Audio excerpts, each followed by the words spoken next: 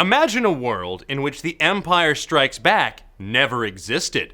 There would be no, I love you, I know. There would be no, I am your father. and most egregiously, there would be no Lando Calrissian. Well, there's a universe out there where this nightmare scenario exists. And it's something that George Lucas actually prepped for in the event that the original 1977 film tanked at the box office.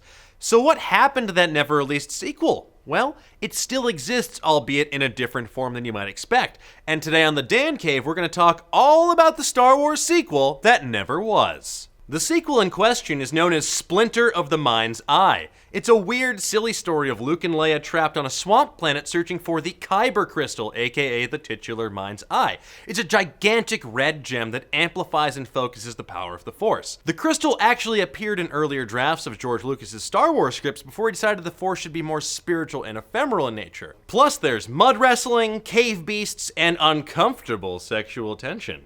So basically, my fanfiction. The basic plot finds Luke and Leia on a Rebel Alliance recruitment mission when an energy storm causes them to crash land on some swampy backwater berg. On the planet, they discover a secret Imperial mining operation and run into a Force-sensitive woman named Hala, who shows them a shard of the Kyber crystal. You know, the eponymous Splinter. In exchange for helping find the crystal, she offers them safe passage off the planet. Of course, nothing is quite so easy in the galaxy far, far away, and what follows is a knockdown, drag-out brawl with local miners that lands the lot of them in jail and attracts Darth Vader's attention. And with the asthmatic antagonist on their tail, it's a race against time for Luke and Leia to find the crystal. Our heroes must contend with dangerous local wildlife, Imperial soldiers, and a mysterious race of cave-dwelling warriors. All in all, it's a pretty nice change of pace after blowing up the Death Star. Everything eventually comes to a head in an epic showdown between Luke and Vader with the two crossing lightsabers.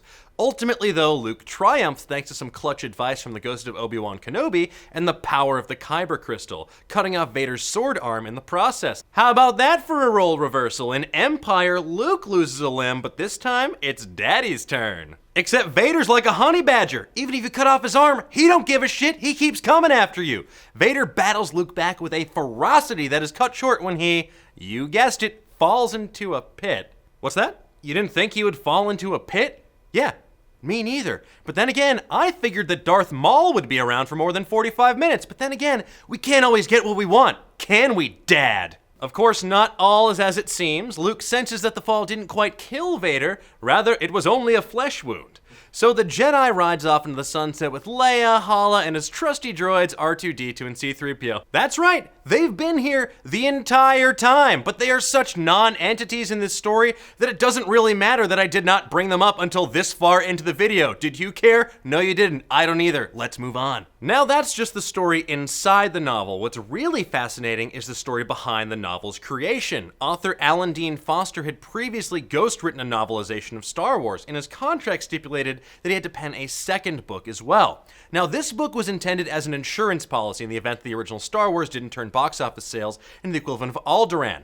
Splinter of the Mind's Eye is shaped by its constraints, conditions insisted upon by Lucas himself. It relied heavily on previously used props and skimped on special effects, so Lucas would not have to work with special effects guru John Dykstra again. They famously clashed on the set of A New Hope, and he did not want anything to do with him after that experience. Another fun fact, the book is about Luke and Leia, while Han Solo is nowhere to be found. Where's Han at? It's because Harrison Ford was not yet signed on for a sequel, so they didn't want to write him into the book just in case they couldn't land him. Now, the book originally opened with a sprawling space battle, but Lucas made Foster cut it because it would have been too expensive to film. Now, even though the plot was kinda silly, the book became a bestseller when it released in February 1978. The world, by this point, was in the throes of Star Wars mania, and they were desperate for new stories. Splinter of the Mind's Eye may not have hit the big screen, but it was, in a manner of speaking, the first official Star Wars sequel. It's also crucial because it was the beginning of the expanded universe, a side of the galaxy far, far away that would exponentially increase in size from this point onward. Now, one of the most interesting, albeit controversial aspects of this story is the romantic subplot between Luke and Leia, which is decidedly at odds with where the franchise was going.